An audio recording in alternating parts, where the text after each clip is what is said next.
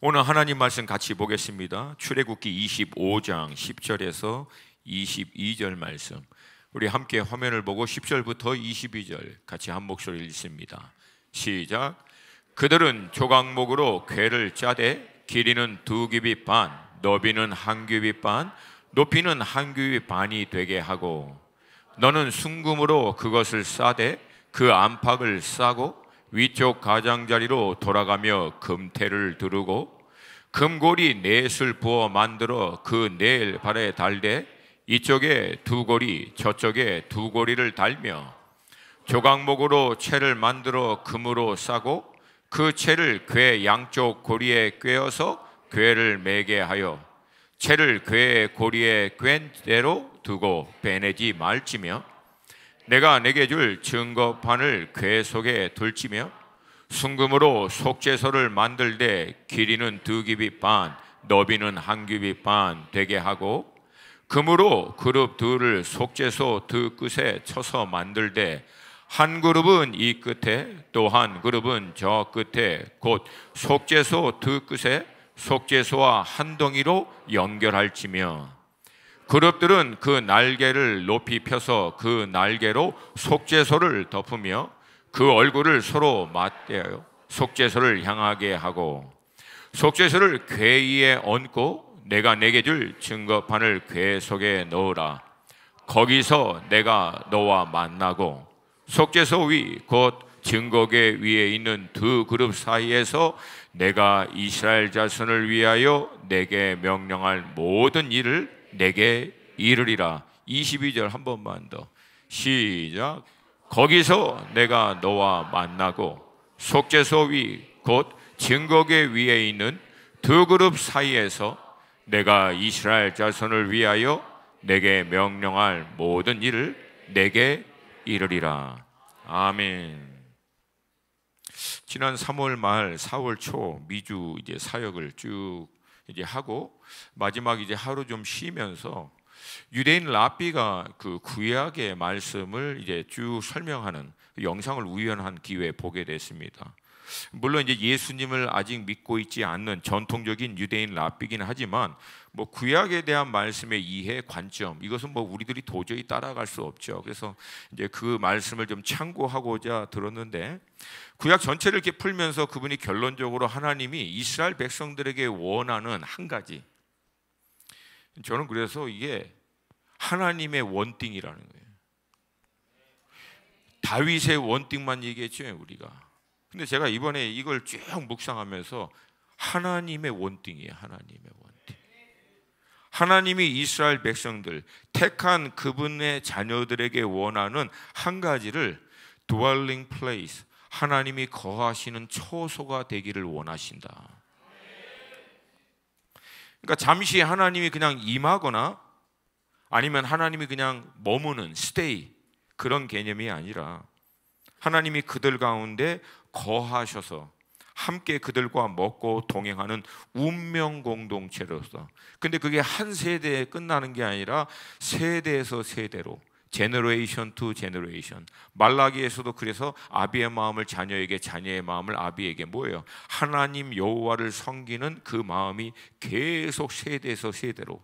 그래서 여러분, 우리가 이 세대에서 세대를 언급할 때마다 떠오르는 이름 3개가 있죠. 뭐예요? 아브라함의 하나님, 이삭의 하나님, 야곱의 하나님. 세대에서 세대로 영원히 하나님이 택한 백성들과 함께 하나님이 거하시는 것, 이게 하나님의 원띵이라는 거예요. 그러니까 여러분, 우리는 우리만 하나님을 간절히 찾고, 하나님 우리하고 함께 해주세요. 하나님은 창세 이후로 지금까지 내가 너희들과 함께 하고 싶어, 우리보다도 더 간절히. 할렐루야, 할렐루야. 여러분, 여호와의 이 열심이 결국은 이루게 될 줄로 믿습니다. 우리만 준비되면, 우리만 그 하나님께 우리 자신을 온전히 내어드리기만 하면, 그분 오셔서 우리와 함께 거하시고 먹고 우리와 동행하시고 함께 운명을 같이 하시되, 우리 세대에서 끝나는 게 아니라 우리 다음 세대까지, 또 그 다음 세대까지. 그래서 궁극적으로 언제? 영원히. 할렐루야. 다윗은 그 하나님의 원띵을 원해서 장막을 세웠지만 하나님은 그 원띵 때문에 그분의 장막을 인간의 몸으로 이 땅에 오신 거예요. 다윗의 원띵하고는 비교가 안 될 만큼 하나님이 그 장막을 인간의 몸으로 이 땅에 친히 오셔서 내가 너희들과 함께 살고 싶어. 이게 하나님의 열심이라는 할렐루야. 그래서 저는요 여호와의 열심이 온전히 이루실 줄로 믿습니다. 주님께서 반드시 그렇게 행하실 것을 믿습니다. 사실 이게 여러분 하나님의 창조의 목적이기도 합니다. 우리와 함께 하고 싶어서. 근데 안타깝게도 우리 죄로 인해서 이 하나님과의 관계가 하나님과 함께하는 것이 떨어져 나갔을 때 주님이 이 땅 가운데 그것을 회복하기 위해 오셔서 말씀하실 때마다 무슨 말씀하세요? 내가 너희와 들어가 너희와 함께 먹고. 여러분 주님이 이제 물론 성경에 있는 말씀처럼 먹기를 탐하는 자같이 하도 먹는 얘기를 많이, 여러분 그 사복음서를 잘 보세요. 주님 먹는 얘기 굉장히 많이 하십니다. 근데 이게 먹는 걸 좋아해서가 아니라 이게 우리나라 그 얘기 있잖아요. 식구. 그러니까 우리 민족은 굉장히 영적이야. 이거 보는 거 봐요. 할렐루야. 할렐루야. 함께 먹는 공동체가 되는 거예요. 주님 그거 얘기하려고. 내가 너희와 들어가 너희와 함께 먹고 싶다. 무슨 말? 너희와 함께 하고 싶다. 너희와 운명을 같이 하고 싶다. 하나님이 다른 모든 피조물과 달리 인간을 하나님의 형상으로 창조한 이유는 딱 두 가지입니다. 첫 번째, 하나님과 같은 인격적인 존재로 만들어서 하나님과 똑같이 소통할 수 있도록 그 마음과 생각의 깊은 것들을 나누며 교제할 수 있는 존재로 하나님이 인간을 창조하시고, 또 하나는 뭐예요? 영적인 존재로 영원히 함께 하나님과 거할 수 있는 영적인 존재로 우리를 창조해 주신 줄로 믿습니다. 근데 안타깝게도 이 하나님의 창조의 섭리, 창조의 이 질서를 아담과 하와가 깨트리고 하나님의 명령에 불순종하고 결국은 사단의 밑으로 들어가 버립니다. 그 결과 뭐예요? 하나님과 분리된 거예요. 그리고 영원히 하나님과 함께 살 수 있는 존재가 아니라 멸망할 수밖에 없는 진노의 대상이 된 거예요. 근데 하나님은 원래 하나님의 이 목적, 하나님의 이 창조의 질서를 회복하시기를 결정하십니다. 그리고 또 선포하시는 거예요. 그게 창세기 3장 15절 말씀이에요. 우리 한 목소리로 같이 읽습니다. 시작.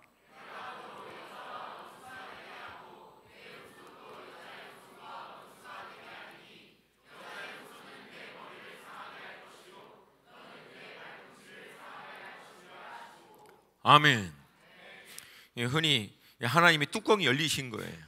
하나님 막 화가 나셔가지고 하나님이 이 말씀을 선포할 때 뉘앙스가 좀 여러분 느껴지세요? 내가 너로 여자와 원수가 되게 하고 이렇게 얘기하셨을 것 같아? 막 튀고 가면서 막 열받으셔가지고 강건하게 아주 하나님 선포하신 거예요. 첫 번째 어떻게 해요? 여자와 사단이 원수되게 한다는 거예요. 여자의 후손도 사단의 후손도 원수되게 하고 마침내 여자의 후손이 사단의 머리를 밟아버린다. 이 여자의 후손이 바로 그리스도시잖아요. 그리고 그 여자가 온전히 준비되기 위해서 하나님은 아브라함을 부르시고 그 아브라함의 후손을 애굽 땅으로 인도하셔서 430년간 큰 민족을 이룰 때까지 그 민족을 하나님이 보호하셔서 하나님의 때가 되자 그 민족을 애굽 땅에서 인도하여 내시고 하나님께서 시내 산에서 가장 먼저 그렇게 택하여 인도하신 이스라엘 백성들에게 선포합니다. 19장 출애굽기 19장 5절과 6절 함께 읽습니다. 시작. 세계가 다 내게 속하였나니 너희가 내 말을 잘 듣고 내 언약을 지키면 너희는 모든 민족 중에서 내 소유가 되겠고 너희가 내게 대하여 제사장 나라가 되며 거룩한 백성이 되리라. 너는 이 말을 이스라엘 자손에게 전할지니라. 아멘. 핵심이 뭐예요? 너희가 제사장 나라가 되며 거룩한 백성이 되리라. 그러면 제사장 역할 늘 얘기했지만 제사장의 역할은 하나님과 백성을 연결하는 사람입니다. 그러면 제사장 나라는 하나님과 나라들을 연결하는 나라예요. 그리고 그렇게 그들이 역할을 감당할 수 있도록 하나님이 이스라엘 백성들에게 요구하신 한 가지가 있는데, 그것은 뭐예요? 거룩한 백성. 다른 말로 하면은 하나님을 모르는 이방의 다른 나라들과 달리 구별된 백성이 되기를 하나님은 요청하세요. 그리고 그렇게 구별된 백성으로 살 수 있도록 하나님은 그들에게 계명과 말씀을 주십니다. 그러니까 여러분, 계명과 말씀을 쫓아가는 것은 구별되기 위해 쫓아가는 것도 있지만, 이미 하나님이 구별된 백성으로서의 정체성을 지키기 위해서 하나님의 말씀을 우리는 붙드는 거예요. 할렐루야, 할렐루야.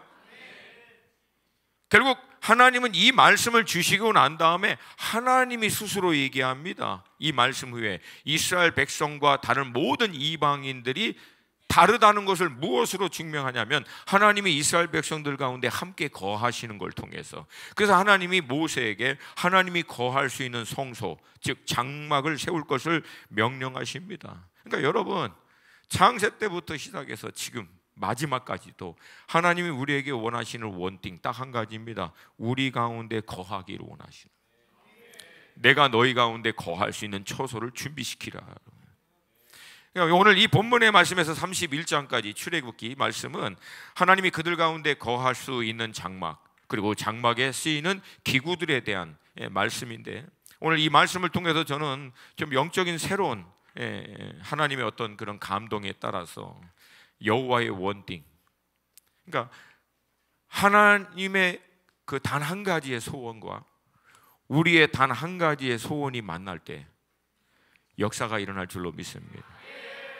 제가 기도하다가 이걸 딱 받고 난 다음에 아가서가 그냥 한 번에 쫙 풀리더라고요.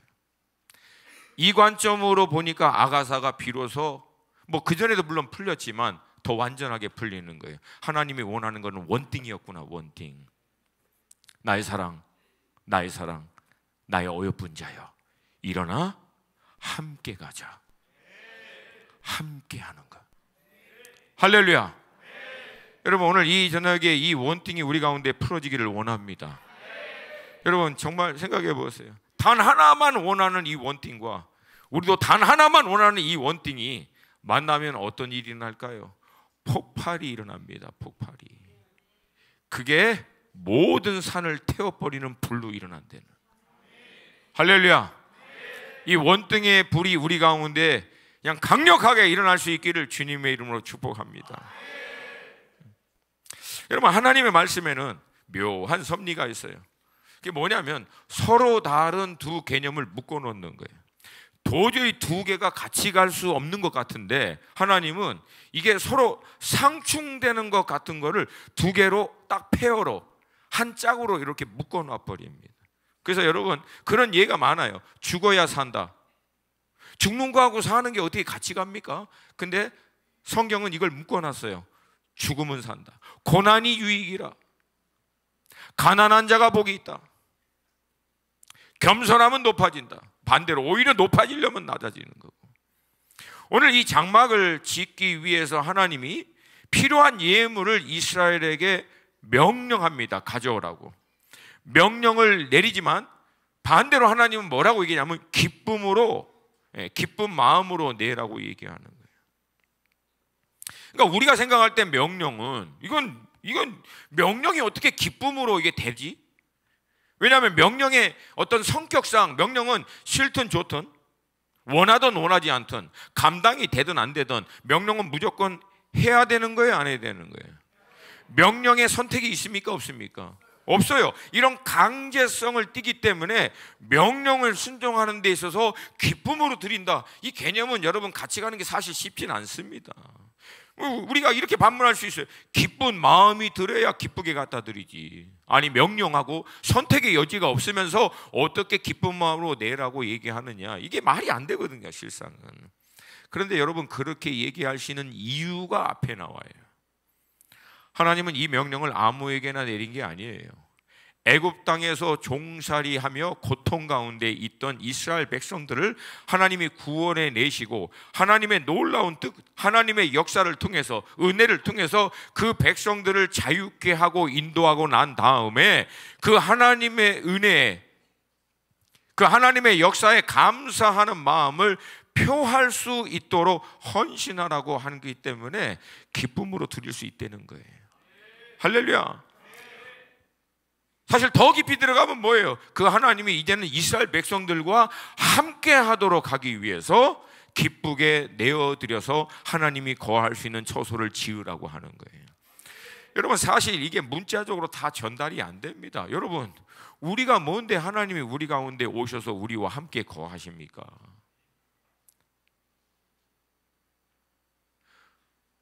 무에서 유를 창조하신 하나님, 완전하신 하나님, 어둠이 조금도 없으시고 거룩하신 그 하나님, 피조물인 우리 생각으로는 다 담아낼 수도 없는 그 어마어마하신 하나님이 뭐가 아쉬워서, 뭐가 부족해서 우리와 함께 거하신다고, 우리에게 찾아오신다고 말씀하십니까? 여러분, 하나님 그럴 필요 사실 있어요, 없어요? 그러니까 사실은 이건 우리 입장에서는 너무 커서 이해가 안 가는 부분이에요. 인간의 이게 이성과 합리적으로는 마치 여러분 이거예요. 너무 큰 공룡 앞에 있으니까 공룡 어디 갔어? 공룡 어디 갔어? 무슨 말인지 모르나? 너무 크니까 공룡 앞에 있는데도 공룡이 어디 있는지 안 보이는 거하고 똑같이 하나님이 우리와 함께 하신다라고 하는 이 의미, 이 뜻이 너무 엄청나서 우리의 이성과 합리로 다 담아내지를 못하는 거예요. 그냥 어떻게 감사합니다. 그냥 주님 감사합니다. 그냥 감사합니다. 신학에서도 마찬가지죠. 왜 우리가 기쁨으로 주님을 위해서 헌신을 드릴 수 있느냐? 간단합니다. 썩어져 없어질 것을 위해 살다가 영원히 멸망할 수 없는 우리를, 도저히 소망이 없는 우리를, 스스로는 구원받을 수 있는 가능성 제로인 우리를 위해서 우리가 치루어야 할 죄의 삭신 사망의 값을 그분이 십자가 위에 다시 전적으로, 그것도 우리가 요청해서도 아니고 우리가 아직 죄인 되었을 때, 내가 죄인이라는 사실을 알지도 못하고 하나님이라고 하는 존재를 인정하고 있지도 않을 때 우리를 위한 하나님의 사랑의 강권하심이 아들 예수를 십자가 위에서 죄인인 우리가 치루어야 할 죄의 삭신 생명의 값을 아들로 대신 치르게 해 주심으로 말미암아 우리가 의롭다함을 받아 하나님 앞에 자녀됨의 권세로 담대히 나아가 이젠 썩어져 없어질 것이 아니라 영원한 하나님의 나라를 유업으로 받을 수 있도록 우리 가운데 베풀어 주신 은혜 때문에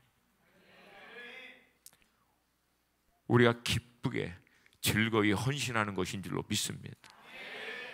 신약에서도 하나님에 대한 헌신, 하나님에 대한 이 내어드림을 인색함으로나 억지로 말고 자원함으로 하나님이 드리기를 기뻐하신다고 말씀하십니다. 고린도후서 9장 7절 말씀 함께 읽습니다. 시작.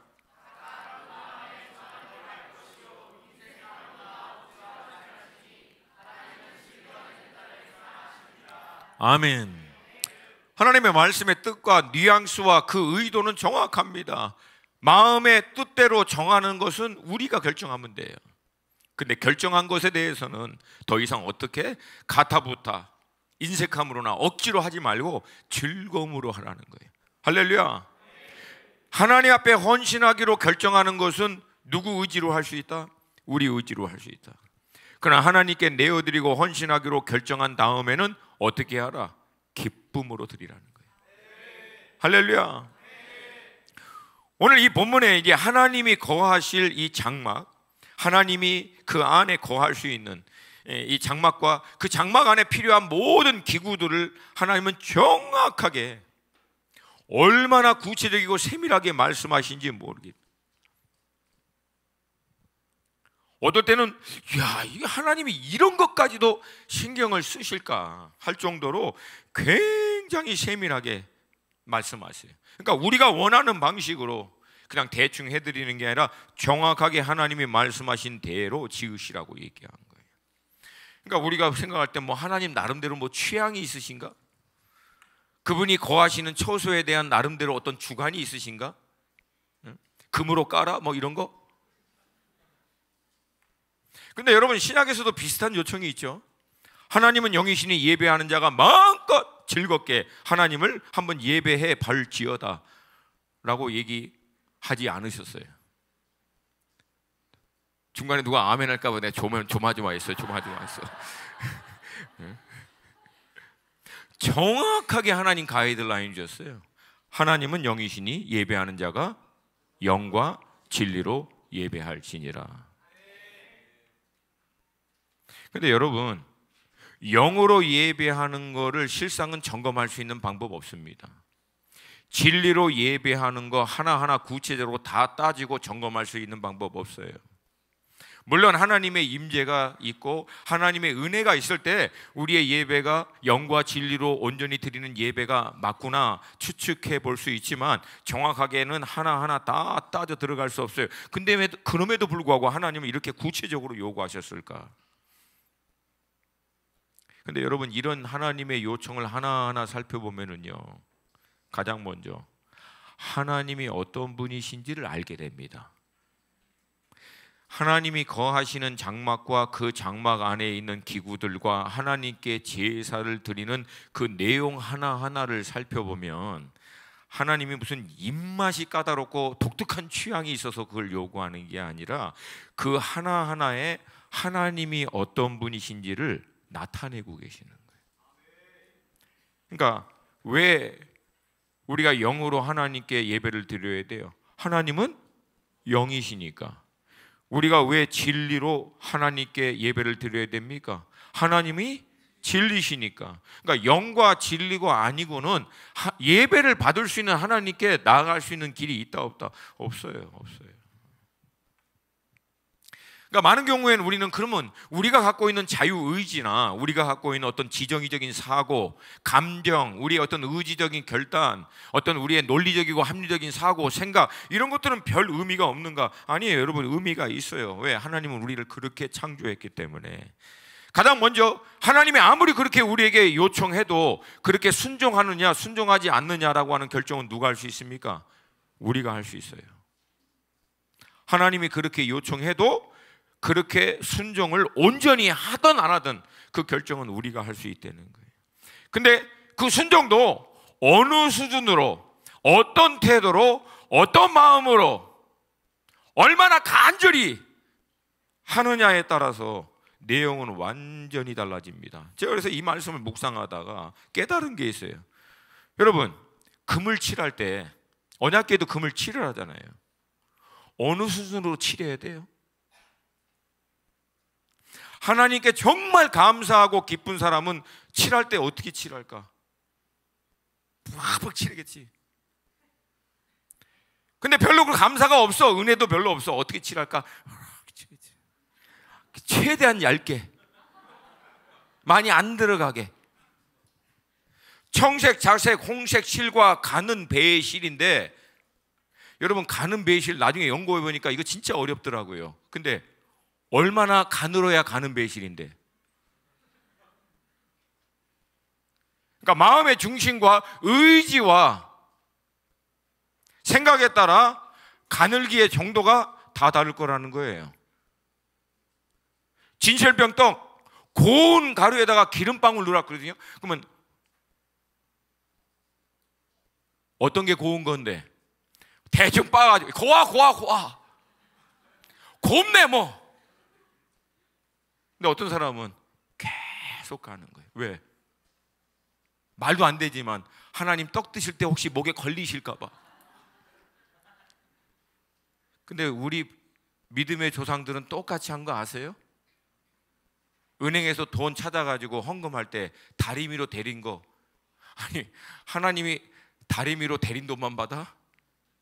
근데 그분들 그렇게 하셨어. 그러니까 누가 그래? 그 무슨 의미가 있냐고. 그러니까 아직도 이걸 못 알아듣는 거예요. 이게 하나님이 대리미로 빳빳하게 다린 돈만 신권이 좋아? 하나님이 그러셨겠어요?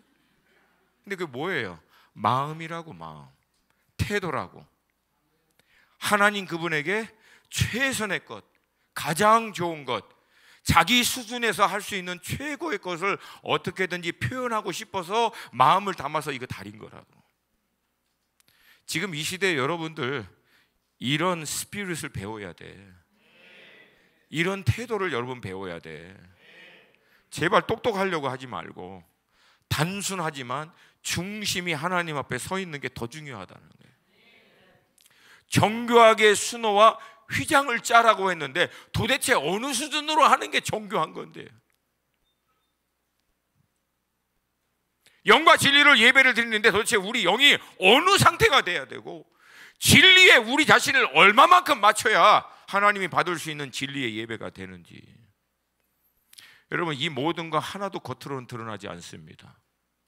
근데 그 중심과 태도와 마음의 생각 모든 영역에 정확하게 다 나타납니다.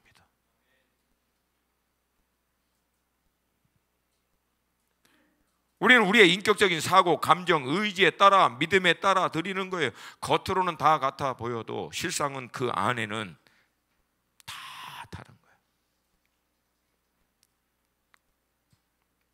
같이 찬양을 해도 얼마나 그 찬양을 하나님에게 온전히 드리고자 하는 찬양이 되는가. 같이 하나님께 헌물을 드려도 그 헌물의 액수에 따라 상관하는 게 아니라 그 헌물을 준비하는 마음에서부터 드리고자 하는 마음의 중심의 동기와 목적이 어디 있는가. 30배래, 그러니까 드려야 돼.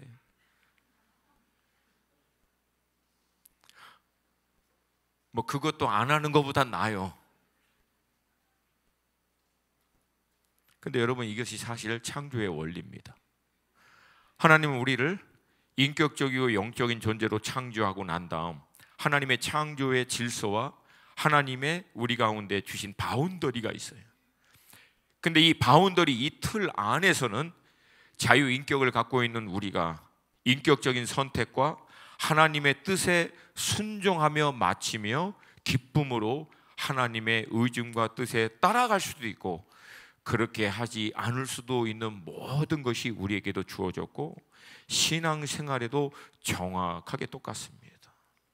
그러므로 여러분, 외적으로 어떤 신앙의 생활을 하고 있느냐, 이걸 경건의 모양이라 그래요. 그것보다 더 중요한 것은 그렇게 하고 있는 내 마음의 중심과 생각이 어느 방향으로, 어떤 태도로, 어떤 목적과 뜻을 가지고 그것을 외적으로 표현하고 있느냐, 이건 더 중요하다라고 하는 거예요. 그럼 이제 오늘부터 좀 오늘 이 본문의 말씀을 통해서 이 장막과 장막의 기구 하나하나를 좀 살펴보기를 원합니다. 가장 먼저 증거계입니다. 증거계의 다른 말은 언약계예요. 언약계는 흔히 하나님의 임재를 상징해요. 근데 이 증거계, 언약계 위에 이걸 덮는 일종의 이제 좀 경박스러운 표현일 수는 있지만 좀 용서하시고 뚜껑, 덮개 같은 게, 이거를 속죄소라고 부릅니다. 다른 말로 하면 시원좌라고 부르고요. 이거는 하나님이 그 가운데 거하시는 장소라고 해요. 근데 이걸 한번 백문이 불여일견이라고 사진을 한번 볼게요. 보시죠. 그러니까 밑에 있는 갈색 틀이 이게 언약궤고요. 금색 판에서부터 두 그룹이 양쪽으로 서 있는 전체가 이게 속죄소, 그리고 두 날개가 닿는 바로 그 밑에가 시온좌, 하나님이 거하시는 곳이라고 그렇게 부릅니다. 그 다음은 이제 진설병인데, 이거는 생명의 떡이 되신 주님을 예표하고 있고 등잔대, 빛 되신 주님. 그리고 이제 성막을 볼 때는 이게 장막이죠. 일종의 하나님이 거하시는 집을 얘기합니다. 여러분, 대략 한번 좀 우리가 성막의 평면도를 좀 볼게요. 이게 몇 번 제가 보여드렸던 것 같아요. 보시면 여러분이 볼 때 똑같죠. 오른쪽. 오른쪽을 보시면 동문입니다. 이 동문을 통해서 성막을 딱 들어가게 되고, 이 성막은 세 부분으로 나눠져요.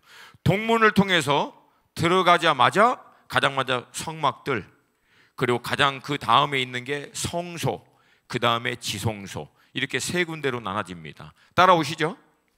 따라오십니까? 근데 이 성막들과 성소는 다른 제사장과 레위 지파들이 하나님을 섬기기 위해서 얼마든지 다닐 수가 있습니다. 그러나 여러분이 보실 때 왼쪽 1번이라고 하는 언약궤가 놓인 그 지성소, 거기는요 대제사장도 1년에 딱 한 번만 들어가게 됩니다. 왜냐하면 여기는 홀리 오브 홀리, 하나님의 임재가 있는 곳이기 때문에 그래요. 근데 이것도 참 재밌는 표현이에요. 지성소에 하나님의 임재가 있으면 성소에는 없는가? 성막 뜰에는 없어? 성막 바깥에는 하나님 안 계시나? 지금 여러분의 눈동자가 막 계속 흔들리고 계세요. 뭔 소리 하는 건지 잘 몰라서. 그러니까 여러분 따라오십니까? 무슨 얘기 하는지? 그래도 굳이 왜 지성소라고 얘기하느냐? 구별됐다는 뜻이에요. 따라오시죠? 하나님 다 계셔요. 아멘입니까? 아니, 이거 이상한 말 아니에요. 하나님 다 계세요. 무소부재하신 분이세요. 모든 곳에 다 계세요. 아멘입니까? 근데 그 하나님이 특별히 구별하신 곳이 계세요. 그게 지성소라는 거예요. 우리로 얘기하면 하나님 지금도 모든 곳에 다 계십니다. 아멘입니까? 근데 우리 믿음의 선배들, 조상들은 특별히 하나님이 어디 이렇게 표현하는 것도 신학적으로 논란이 많은 거 알아요. 근데 그냥 그거는 이해할 수 있는 수준으로 표현하는 거야. 근데 어디 가장 많이 계신다고 생각해? 성전에, 교회당에. 그래서 하나님 만나고 싶으면 교회당을 그렇게 찾아오는 거야. 집에는 안 계십니까? 우리 안방에는 하나님이 안 계셔? 교회당 여기 와야만 하나님이 계셔? 그게 아니거든. 근데 이곳에서 가장 많이 예배를 드리고 성도가 함께 찬양하고 기도하던 곳이 되었기 때문에 이곳을 특별히 어떻게 구별하는 거예요. 구별. 하나님을 깊이 만날 수 있는 장소로. 그래서 여러분 집에도 그렇잖아. 하나님하고 내가 깊이 기도할 수 있는 바로 그 장소. 예? 미국의 많은 분들은 그 옷장 같은 데다가 그런 걸 만들고요. 예, 저희 집 같은 경우 우리 안방, 그 안방에 있는 그 의자 있어요. 1인용 의자. 그 위. 그 의자 밑에는 하나님이 안 계시나? 거기도 계시죠. 근데 거기서 제가 주구장창 앉아서 기도하는 거예요. 구별하는 거예요. 따라오시죠? 근데 놀랍게도요, 신약시대 예수님이 십자가에서 죽으심으로 말미암아 하나님께서 이렇게 구별한 것을 완전히 다 열어버렸어요. 그래서 예수 그리스도를 의지하여 누구든지 담대히 하나님의 임재 가운데 나아갈 수 있는 권세를 주신 거예요. 그래서 여러분 잘 들으셔야 돼요. 우리가 하나님의 임재를 구하고 우리의 마음과 생각과 영을 그리고 자세를 딱 가다듬어 하나님 앞에 나아가는 장소, 그 순간 그곳이 거룩한 곳, 구별된 장소, 구별된 시간이 되는 거예요. 그래서 어떻게 보면 우리는 이 하나님의 임재를 나르는 사람인 것 같아요. 그러니까 여러분이 여기 있던 요르단에 가든 뭐 어디 아프리카를 가든 어느 나라를 가든 하나님과 늘 영적으로 교통하던 사람이 하나님과 1대1로 원띵을 구하기 위해서 하나님께 딱 나아가고 그 자리에서 마음과 생각과 영을 구별하여 주님 앞에 딱 무릎 꿇는 순간 그 장소가 구별된 장소가 되는 거예요. 하나님과 교통할 수 있는 장소. 아멘입니까? 전 여러분의 삶 가운데 이 구별된 장소가 있기를 축복합니다. 물론 다 있어요. 어디 가나 있어요. 그러나 내가 하나님과 구별하여 만날 수 있는 장소, 여러분 삶 가운데도 이것이 있기를 주님의 이름으로 축복합니다. 히브리서 4장 16절 말씀 함께 읽습니다. 시작. 그러므로 우리는 긍휼하심을 받고 때를 따라 돕는 은혜를 얻기 위하여 은혜의 보좌 앞에 담대히 나아갈 것이니라. 아멘. 담대히 나아가시기를 축복합니다. 다시 한번 그림을 좀 보여주시면, 동문을 통해서 딱 들어가자마자 6번 네모란 거, 그게 번제단입니다.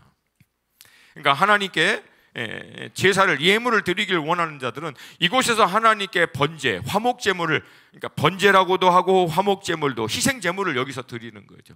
그리고 난 다음에 이 희생제물을 드림으로 하나님께 나아갈 수 있는 일종의 자격을 얻는 거예요. 그러니까 구약시대는 하나님께 나아갈 때마다 이 희생제물을 드려야만 하나님께 죄사함을 얻어 나아갈 수 있게 된 거예요. 근데 신약시대에는 예수 그리스도께서 단 한 번의 완전한 제사를 그분의 완전한 몸으로 내어 드심으로 말미암아 이젠 더 이상 희생제사가 필요 있다 없다? 없다. 누구든지 예수의 이 공로를 의지하는 자는 언제든지 죄 사함을 받아 하나님께 나아갈 수 있게 될 줄로 믿습니다. 그 다음에 5번, 이건 물두멍입니다. 그렇게 제사를 드리고 난 다음에 제사장과 예물 드리는 사람이 씻는 곳인데, 이건 일종의 지금으로 얘기하면은 예수님의 보혈로 말미암아 우리의 모든 죄가 사함을 받은 건 맞지만, 이 땅에서 신앙생활을 하다가 우리의 죄와 우리의 허물로 말미암아 우리가 더럽혀질 때마다 다시 그때마다 예수님의 보혈로 우리 자신을 정결케 하는 그런 의미를 여기서 담고 있습니다. 그 다음에 성소로 들어가면 이 네 번, 4번, 4번이 등대예요. 빛 대신 주님, 앞에서 얘기한 것 같이. 3번은 이제 진설병입니다. 즉 떡상이에요. 떡상, 우리의 생명의 떡이 되신 주님. 2번은 분향단입니다. 우리의 중보가 되시는 향이 올라가 그 향이 하나님께 보좌 앞으로 나아가는 것 같이 지금도 하나님 우편 보좌 가운데서 우리를 위해서 주님이 중보하고 계시는 줄로 믿습니다. 그리고 1번이 바로 언약궤, 지성소 안에 있는, 그리고 그 언약궤 증거궤 위에 덮인 그 덮개가 속죄소, 시온자라고 얘기합니다. 그러니까 오늘 본문은 특별히 그 1번인 언약궤하고 그 언약궤를 덮고 있는 시온자, 이 속죄소, 이것에 대한 말씀이에요. 다시 한번 말씀드립니다. 이스라엘 백성들은요, 이 시온자 가운데 한번 그림 한 번만 더 보여주시겠어요? 저 날개가 맞닿는 바로 그 밑에, 이것을 시온좌라고 하거든요. 근데 이스라엘 사람들은요, 정말 하나님이 거기 임하신다고 믿어요. 제가 좀 재밌는 얘기를 할까 말까, 임하시기 조금 불편하게 생겼죠. 근데 임하신다고 믿어, 진짜 문자적으로. 그리고 거기서 하나님이 이스라엘 백성들을 만나신다는 거예요. 오늘 본문 21절 22절 말씀입니다. 한 번만 더 보겠습니다. 21절 22절 시작. 속죄소를 궤 위에 얹고 내가 내게 줄 증거판을 궤 속에 넣으라. 거기서 내가 너와 만나고 속죄소 위 곧 증거궤 위에 있는 두 그룹 사이에서 내가 이스라엘 자손을 위하여 내게 명령할 모든 일을 내게 이르리라. 아멘. 여러분, 하나님이 왜 그 가운데 임하십니까? 이유는 딱 하나예요. 만나시기 위해서. 이스라엘 백성들을 만나시고 싶어서 그 가운데 임하시는 거예요. 그러니까 이스라엘 백성들이 하나님이 요청하신 조건으로 준비만 되면 하나님은 그들 가운데 임하시고 그들 가운데 거하신다고 얘기하고 있는 거예요. 신약과 달라요? 아니요, 신약과 정확하게 똑같습니다. 우리도 예수 그리스도의 공로를 힘입어 의롭다 함을 받아 하나님의 자녀된 권세가 있는 자들은 누구든지 성령 하나님께서 우리를 그분의 거할 수 있는 처소 삼아 우리 가운데 임하십니다. 우리 가운데 임하십니다. 그렇게 임하시고 오늘 본문을 보면은 만나시고 우리 가운데 말씀하신다라고 얘기하시는 거예요. 근데 중요한 거는 하나님이 임했다라고 해서 다 만나느냐, 그리고 다들 하나님의 음성을 듣느냐? 여러분, 그렇지 않아요.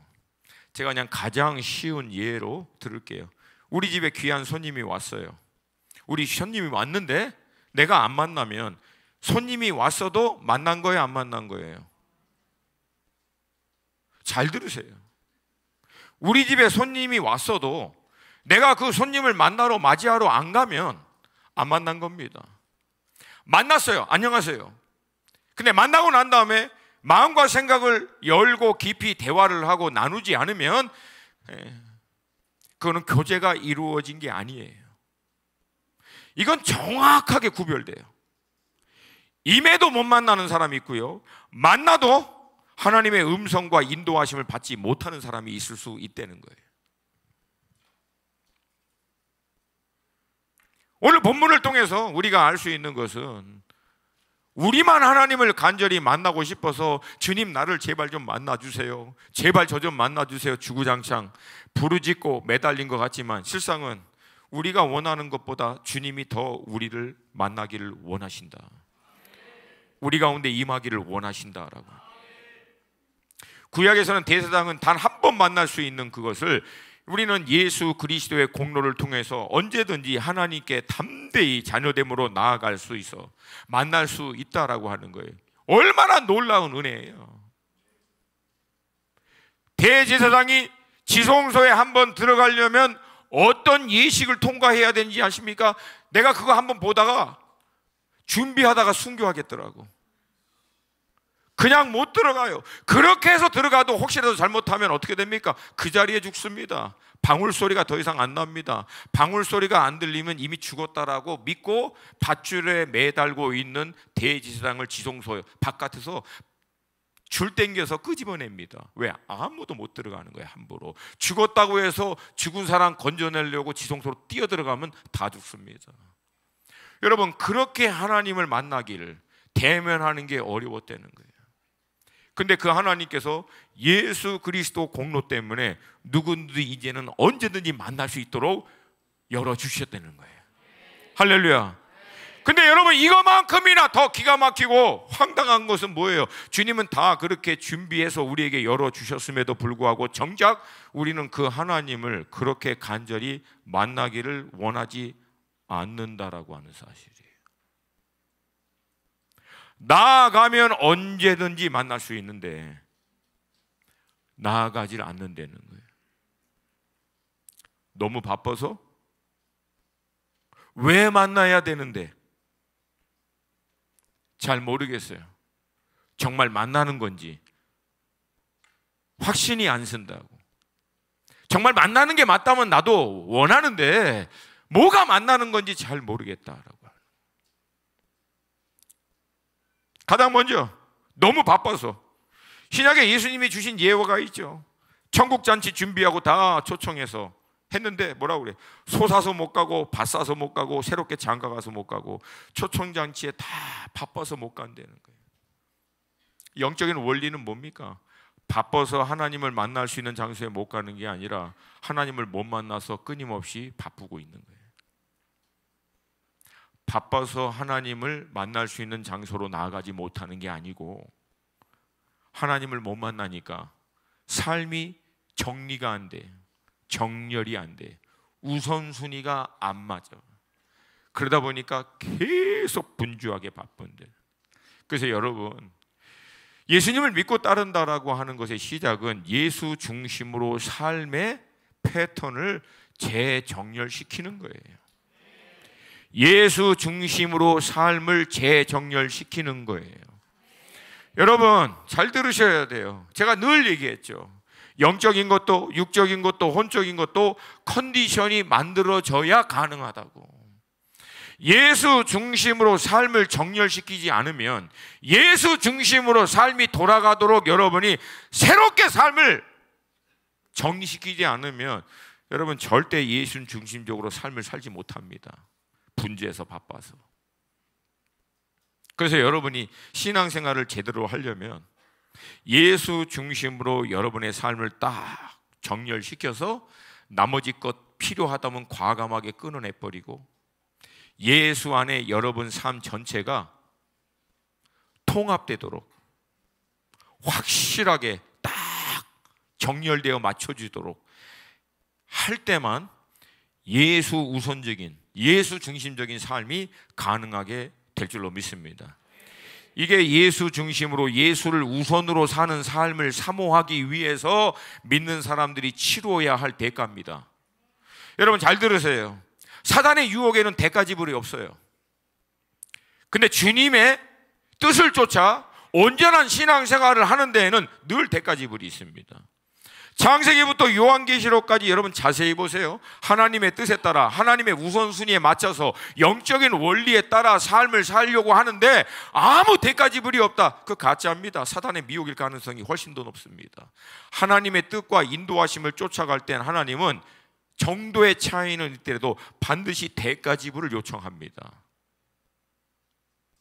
그러니까 우리가 예수 중심으로 예수가 우선되어 정말 예수를 실제적으로 영적으로 교통하고 만나는 삶을 살기 위해서 치루어야 할 대가는 간단합니다. 모든 삶을 예수 중심으로 다시금 정렬시켜서 나머지 끊어내 버리는 거예요. 이걸 해야만 하나님을 만날 수 있는 삶으로, 하나님과 교통할 수 있는 삶으로 들어가게 될 줄로 믿습니다. 두 번째, 왜 만나야 되는지에 대한 확신이 없는, 하나님 없이도 그럭저럭 그래도 괜찮은데요, 뭐 정도의 차이는 있겠지만 그래도 뭐 지금 이 정도 수준으로, 아니면 바쁜데 뭘 저까지 이렇게 하나님을 성가시럽게 하나님을 배려하는 놀라운,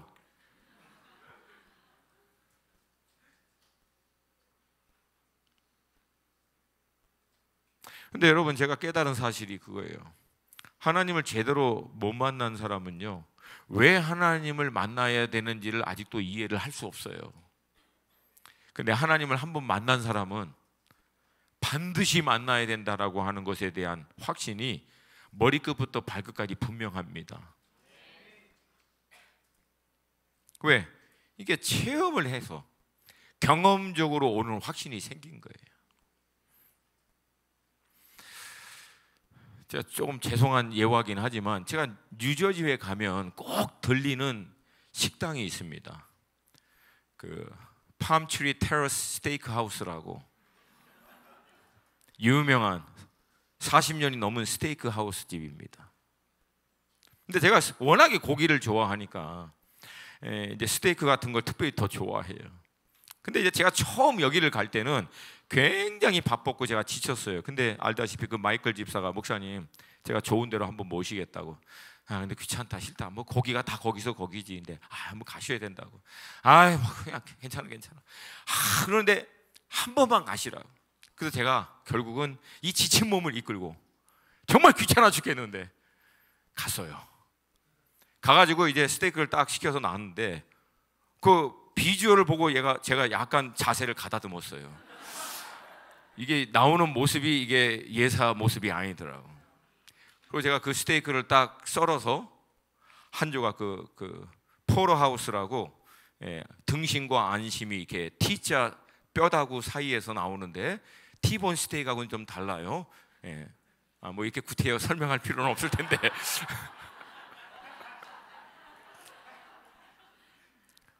근데 제가 그걸 딱 먹고 난 다음에 그냥 말 그대로 제 눈이 열린 거예요. 그리고 제가 깨달았어. 지금까지 먹었던 건 스테이크가 아니었다. 지금까지 먹었던 건 다 뭐지? 그러니까 이게 스테이크의 새로운 세계예요, 저한테는. 여러분, 그러고 난 다음에 제가 뉴저지에 가면은 반드시 갈까요, 안 갈까요? 기필코 필연코 갑니다. 할 수 있으면 2번, 3번도 갑니다. 왜? 완전히 달라. 이렇게 한번 딱 먹고 나니까 이제는 이거를 놓칠 수가 없는 거예요. 갈 때마다 도착해서 한 번, 중간에 한 번, 떠날 때 한 번, 뭐 대충 이렇게, 뭐 하여튼. 제가 이 얘기를 드리는 게 뭐냐면, 하나님을 만나보면은 왜 만나야 되는지를 안다고. 안 만나봤으니까 왜 만났는지. 아니, 안 만나도 그래도 뭐 대충, 그래도 뭐 목사님 제가 뭐 그렇게 깊게는 안 되지만 그래도 어느 정도 됩니다. 자, 잘 들으세요. 깊게 안 만나도 어느 정도 되는 여러분의 삶이 깊게 만나면 어떻게 바뀔겠냐는 얘기예요. 대충 만나도 신앙생활을 그 정도 할 수준이면, 그러면 깊게 강력하게 한번 만나버리면 여러분의 삶의 레벨이 어떻게 바뀔 것 같으냐고요. 여러분, 고 목사님하고 저하고 여러분과 똑같이 두 눈 있고 팔다리 있고 생각하는 지정이 사고 하나도 다를 거 아무것도 없어요. 근데 조심스럽지만 딱 한 가지 얘기할 수 있다면은 깊게 만난 거예요. 살아계신 하나님을 깊게 만난 거예요. 그래서 그 임재의 맛이, 하나님의 그 인도하심이 무엇인지가 뼈 마디마디까지 확신이 있기 때문에 이거 놓치면 죽는다라고 하는 걸 알아요. 그래서 여러분, 고 목사님 상반기에 한 번, 하반기에 한 번, 한 달씩 나가시잖아요. 한 달씩. 여러분, 지금 우리 교회가 얼마나 지금 부흥하고 있는지 아십니까? 아시잖아요. 나도 몰라. 누군지도 잘 모르는 사람도 많아. 근데 여러분, 이런 때 담임 목사님이 한 달 교회를 비운다. 이건 여러분 기존 교회는 상상도 하지 못한다. 뭐 우리 그래서 새신자들이 와가지고 담임 목사님이 한 달 이상 없어가지고 시험 들어서 다른 교회 갔다고 하는 얘기도 종종 들었어요. 뭐 가거나 말거나. 왜 그래? 하나님의 임재를 놓치지 않으려고 가신 거예요. 그분을 다시금 깊이 만나서 인도하심을 받을 때까지 머물고 싶어서 만나. 왜? 이게 한번 오면 주님이 허락하신 몸된 교회와 이 시대 가운데 하나님의 뜻과 인도하심을 어떻게 따라가야 될지가 정렬되는 거예요. 확증되는 거예요. 향방 없이 싸우는 게 아니라 정확하게 알게 싸우게 되고, 더구나 그렇게 싸울 수 있는 하나님의 새로운 차원의 기름 부으심, 은혜, 능력, 말씀의 확신, 이걸 다시금 받는 거예요. 재충전 받는 거라고. 할렐루야. 물론 여러분 이렇게 한 달씩 띄울 수는 없겠죠. 그러나 여러분 그 장소와 시간을 정하시라는 거예요. 할렐루야. 할렐루야. 특별히 여러분 청년의 때 창조주 하나님을, 살아계신 하나님을, 여러분의 인생을 이미 다 아시고 그 완전한 길로 인도하시는 하나님을 만날 수 있게 되기를 축복합니다. 어떤 분들은 하나님을 만나는 것에 대한 확신이 없어요. 도대체 어떻게 하는 게 하나님을 만나는 겁니까? 성령 하나님의 어떤 은혜, 뭔가 회개가 일어나고 기쁨이 일어나고 마음에 어떤 그런 잔잔한 어떤 그런 터치, 여러 가지가 나타날 수 있어요. 다 인정합니다. 부인하지 않아요. 그러나 하나님과의 실제적인 만남에 결정적인 사인은 뭔지 아십니까? 하나님의 음성이 임하는 거예요. 결국은 하나님의 음성이 여러분 가운데 임하는 거예요. 쉽게 해서 하나님의 말씀이 여러분 신비에 꽂히는 거예요. 결국은 단 한마디라도, 거창하고 대단한 말이 아닌데도 불구하고 내 영이, 내 심령이 알 만큼, 따라 내가 너를 사랑하노라, 내가 결단코 너를 놓지 않으리라. 단순한 한마디, 이 한마디가 우리 심령 가운데 딱 임하게 될 때, 여러분 그 말씀 한마디에 우리의 삶이 모든 영역이 리부팅, 완전히 다시금 힘을 다시 받는 거예요. 그리고 그 자리에서 일어나는 거예요. 할렐루야. 할렐루야. 원수의 모든 말들을 하나님의 이 말씀 한마디가 장검이 돼서 원수의 모든 불화살 같은 걸 다 쳐내버리는 거예요. 할렐루야.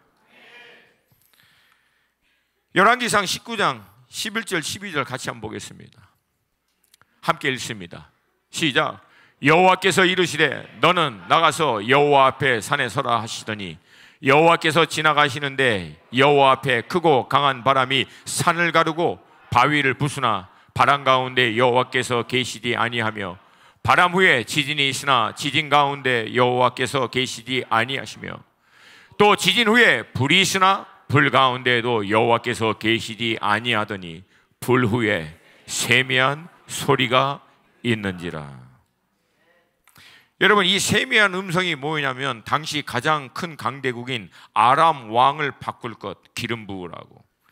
이스라엘 왕 바꾸도록 기름 부으라고. 엘리야 너를 이어서 영적인 주도를 한 리더, 다음 리더인 엘리사에게 기름 부으라고. 강대국 그 주권 내 손에 있다. 북왕국 이스라엘의 운명 내 손에 있다. 이 시대 가운데 영적인 주도 내 손에 있다. 하나님 이 세미한 음성 한마디로 엘리야에게 이거 정리 끝내버린 거예요. 내가 한다. 네 인생도 내가 책임지고 나라와 민족도 내가 경영한다. 시대도 내가 경영한다. 이 말 한마디에 여러분 엘리야는요 다시금 힘 없고 마지막까지 달리다가 불병거와 함께 하늘로 승천해버립니다. 하나님의 말씀 하나가 여러분 인생 전체를 바꿔버립니다. 하나님의 말씀 하나가 여러분의 모든 원수에 묶여있는 것들을 다 파쇄하고 자유케 할 줄로 믿습니다. 하나님의 말씀 하나가 여러분의 수십 년간 원수가 계속해서 공격했던 상처, 아픔, 쓴뿌리 말씀 하나로 하나님 다 쳐버리는 거예요. 그래서 여러분, 하나님께서 내게 임하시고 역사하시고 만나신 결정적인 증거가 무엇인가? 말씀 받는 거예요. 말씀 받는 거예요. 성경에 있는 말씀이 떠오르던 그 말씀이 여러분의 개인적인 차원에서 확증으로 하나님께서 도저히 부인할 수 없을 만큼 여러분 안에 하나님께서 강력하게 내적인 음성이든 깨달음이든 감동이든 어떤 모양이든 그때 지정의를 쓰는 거죠. 영으로 받지만 그 영에 대한 하나님의 메시지를 우리의 인격이 이해하는 거죠. 몸으로 또 받을 때도 있고. 할렐루야. 그냥 더 이상 말이 필요 없는 사람에게는 하나님께서 그냥 임재로 덮어버리시고, 할렐루야, 깊은 잠에 누이기도 하시고, 갑자기 샬롬으로 이전에 살아생전에 한 번도 경험해 보지 못한 하나님의 임재로 말미암은 평강을 완전히 덮어버리시고, 자유함을 덮어버리시고, 갑자기 심령 깊은 곳에서 막 기쁨이 터져나오게 하고.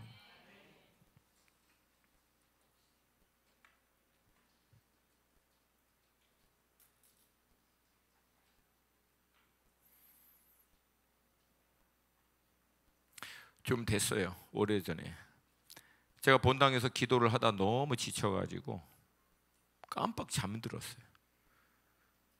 감사하게도 아무도 안 계셔가지고 민망하게 제가 고개를 꺾어서 이렇게 하고 있는데, 근데 갑자기 깼어요. 제가 왜 깼냐면 누가 제 정수에다가 입을 맞추더라고요.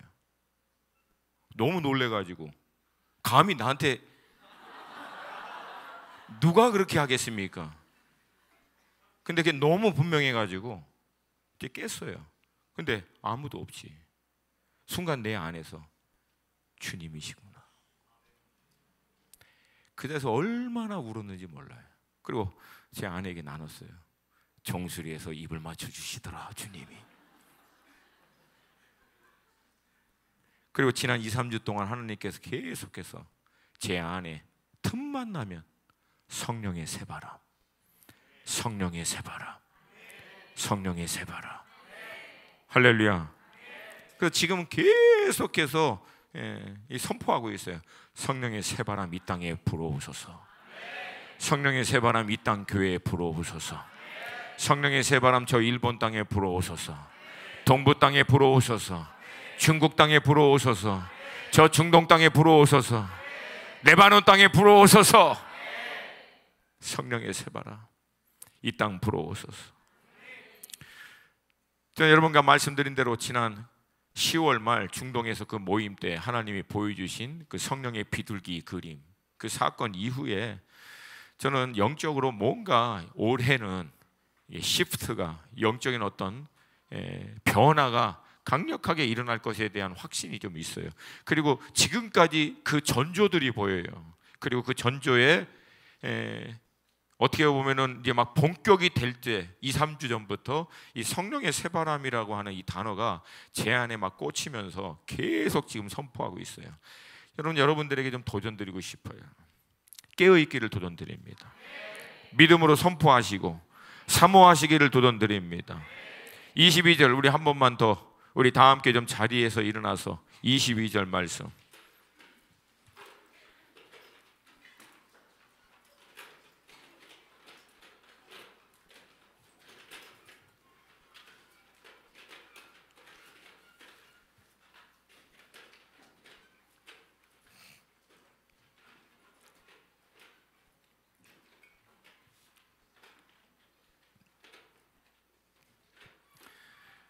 우리 한 목소리로 22절 같이 읽습니다. 시작. 거기서 내가 너와 만나고 속죄소 위 곧 증거계 위에 있는 두 그룹 사이에서 내가 이스라엘 자손을 위하여 내게 명령할 모든 일을 내게 이르리라. 요약하면 내가 너를 만나고 싶다. 그리고 내게 말하리라. 뭘 말하시겠어요? 우리 인생을 향한, 우리 공동체를 향한, 이 시대와 나라와 민족을 향한 하나님의 마음의 깊은 것에 있는 하나님이 원하시고 하나님이 기뻐하시는 그 뜻을 우리 가운데 말씀하기를 원하시는 줄로 믿습니다. 다시 말씀드립니다. 여러분, 우리 인생 계획해서 사는 게 아닙니다. 하나님의 말씀 받아서 사는 거예요. 말씀을 통하여 인도하심 확증 받는 거예요. 그 말씀이 임할 때까지 하나님 임재 앞에 머무는 거예요. 그것이 다윗의 장막의 핵심이었고, 그렇게 따라갔더니 다윗이 가는 곳마다 여호와께서 승리케 하셨더라. 하나님의 은총이 임하는 인생이 된 거예요. 여러분, 하나님이 우리 가운데 원하는 거 한 가지입니다. 하나님의 원팅, 우리 가운데 함께 하고 싶어 하는 거예요. 하나님의 원팅, 우리 만나고 싶으신 거예요. 하나님의 원팅, 내 아들과 내 딸들에게 아버지 하나님의 마음의 깊은 것들을 나누고 싶은 거예요. 내가 너를 위하여 이런 계획이 있다, 딸아. 아들아, 내가 너를 위하여 이런 계획이 있어. 주님의 몸인 공동체를 향해서 내가 몸인 너희들을 통하여 이 시대 가운데 이런 일들을 하기를 원하노라. 이 시대를 경영하시고 나라와 민족을 통치하신 하나님께서 당신의 백성들을 통하여 하시고자 하시는 하나님의 뜻을 지금도 말씀하고 싶어 하신다는 거예요. 여러분 안에는 이 원띵이 있으십니까? 하나님은 이 원띵을 결국은 성취하기 위해서 하늘의 영광과 보좌 다 버리시고 그분이 친히 인간의 몸의 장막을 입고 이 땅 가운데 오셨어요. 이 원띵을 위해서 우리를 만나 우리와 말씀하고 싶으셔서. 그렇다면 여러분, 우리도 이 하나님 앞에 원띵으로 나아갈 수 있기를 원합니다. 내 아젠다 내려놓고, 내 생각 내려놓고, 내 계획, 내가 원하는 거 잠시 내려놔요. 이거 제발 잠시 내려놔요. 잠시 내려놔. 다 내려놔요. 좀 세상과 온통 주변에 빼앗겼던 스위치들 다 좀 뽑고 하나님 한 분에게만 스위치 딱 꽂아서, 원띵을 원하신 하나님, 나도 원띵으로 하나님 앞에 나아가기를 원합니다. 내게 말씀하여 주시옵소서. 나도 하나님 만나기를 원합니다. 내게도 오셔서 만나 주시옵시고 말씀하여 주시옵시고 인도하여 주시옵소서. 인도하여 주시옵소서. 이 시간 우리 하나님 앞에 우리도 하나님 이 원띵을 가지고 아버지 앞에 나아가기를 원합니다.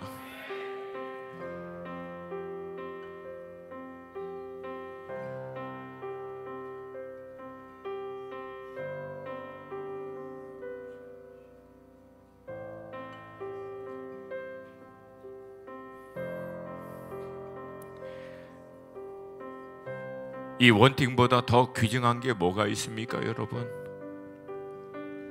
살아계신 하나님을 만나고 그분의 음성과 인도하심을 받는 것, 그분이 예비하신 하늘의 모든 신령한 것을 공급받을 수 있는 이 원띵의 자리, 원띵의 이 시간보다 여러분 인생에 더 중요한 게 뭡니까? 그렇다면 그거 내놓으시고